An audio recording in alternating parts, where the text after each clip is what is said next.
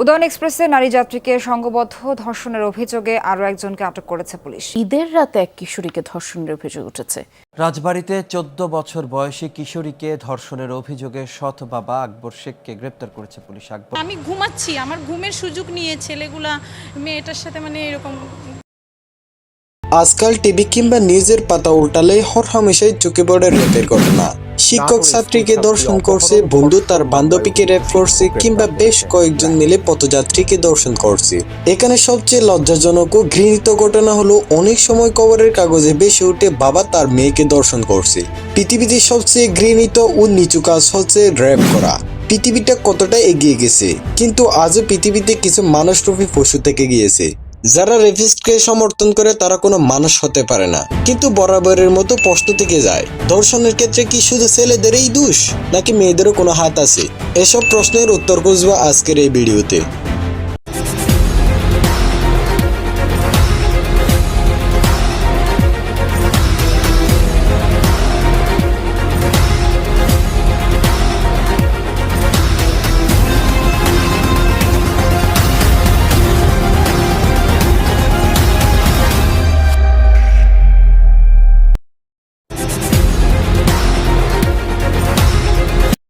যুক্তরাষ্ট্রের Los Angeles শহরে 1976 সালে এক অদ্ভুত বিজ্ঞাপন দেওয়া হয়। বিজ্ঞাপনে বলা হয় কিছু রেপিস্ট প্রয়োজন। জি হ্যাঁ, আপনি ঠিকই শুনেছেন। এমন বিজ্ঞাপন দিয়েছেন স্যামুয়েল ইসিপম্যান। তিনি একজন পিএইচডি স্টুডেন্ট। এই বিজ্ঞাপনের কারণ ছিল রিসার্চ করা। তিনি ভেবেছিলেন তেমন কোনো সাড়া পাবেন না, কিন্তু তার ধারণা ভুল ছিল। প্রায় 200-রও বেশি ফোন কল পান তিনি।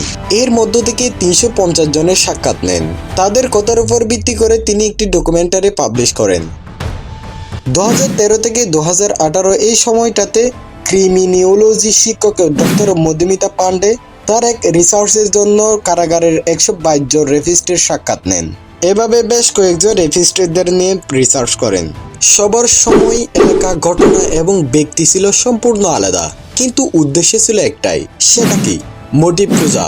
একজন রেপিস্ট কেন ধর্ষণ করে, তার চিন্তাধারা কেমন হয়, কেন সে এমন ঘৃণিত কাজে প্রলুব্ধ হয়, এসব প্রশ্নের উত্তর খোঁজাই ছিল রিসার্চের মূল উদ্দেশ্য।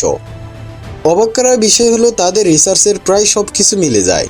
অর্থাৎ ব্যক্তি, ঘটনা কিংবা স্থান ভিন্ন হলেও রেপিস্টদের চিন্তাধারা প্রায় একই। কি সেই চিন্তাধারা? কেন সভ্য সমাজে বেড়ে ওঠা একটা মানুষ পশুর চেয়েও অদম হতে পারে? কেন তারা এই ঘৃণিত কাজটি করতে আকৃষ্ট হয়? পাশের দেশ ভারতেই দেখুন, সেখানে প্রতি ঘন্টায় 4 জন নারী ধর্ষণের শিকার হয়, দিনে 88 থেকে 96 জনের মতো। আমাদের অবস্থাও তেমন ভালো নয়। শুধুমাত্র 2021 সালে 1321 জন নারী ধর্ষণের শিকার হয়েছেন। দেশে কোনো নারী ধর্ষণের ঘটনা ঘটলে প্রথমত আন্দোলন শুরু হয় এবং দাবি করা হয় রেপিস্টের ফাঁসি চায়। রেপ একটি ঘৃণিত অপরাধ। অপরাধীকে মৃত্যুদণ্ড দিয়েও অপরাধ কমানো যায় না। অপরাধ বিজ্ঞান এটাই বলছে। রিসার্চ করে দেখা গেছে, যত মেয়ে যৌন হয়রানির শিকার হয় তার মাত্র 1% আইনের আশ্রয় নেই। বাকি 99% কোনো ধরনের অভিযোগই করে না। এর কারণ কি? প্রথম আলোর মতে 92% নারী তাদের পূর্ব পরিচিত কারো দ্বারা ধর্ষণের শিকার হয়। হতে পারে সে তার পরিবারের কেউ, বন্ধু কিংবা বয়ফ্রেন্ড। এই কারণে ব্যাপারটা প্রকাশ করে না। আজও আমাদের সমাজে ভুক্তভোগীকে অপরাধী মনে করা হয়। কোনো ক্ষেত্রে মেয়েরা পরিবারে ব্যাপারটা জানালে আইনের আশ্রয় নেওয়ার বদলে উল্টো চুপ করে দেয়। ওই যে সমাজের বই, সমাজে জানাজানি হলে সবাই হাসাহাসি আর ঠাট্টা করবে। সমাজে নিচু হয়ে চলতে হবে এই বইয়ে। কিন্তু 100-র মধ্যে যে একজন অভিযোগ করে তার কি অবস্থা দেখে আসি। অনেক ক্ষেত্রে তো থানায় এ ধরনের মামলা নেওয়াই হয় না। বলা হয় আপনাদের নিজেদের মধ্যে মিটমাট করে ফেলেন। ভারতের আইন বলছে ধর্ষণের মামলার ফাইসালা 7 দিনের মধ্যে হওয়া চাই। আদৌ কি এই আইন বাস্তবায়ন হচ্ছে? ধর্ষণের একটা মামলার ফাইসালা করতে 7 থেকে 8 মাস সময় লাগিয়ে দেয়, ততক্ষণে অপরাধী হওয়া। তাহলে বলুন, রেপের শাস্তি মৃত্যুদণ্ড হলেই বা কি, না হলেই কি? দর্শকদের চিন্তাধারা আর উদ্দেশ্য দুই ভাগে ব্যাখ্যা করা যায়। একটা হলো বায়োলজিক্যাল থিওরি। এখানে বলা হয় রেপ হলো পুরুষের যৌন চাহিদা মেটানোর এক অস্বস্তি মাধ্যম। তবে এই থিওরি দিয়ে রেপের সম্পূর্ণ উদ্দেশ্য বের করা যায় না। কারণ ব্যাপারটা যদি বায়োলজিক্যাল হতো তাহলে সব পুরুষের মধ্যে রেপের প্রবণতা দেখা যেত। এখান থেকে বোঝা যায় ব্যাপারটা বায়োলজিক্যাল না, মূল ব্যাপারটা সামাজিক সাংস্কৃতিক।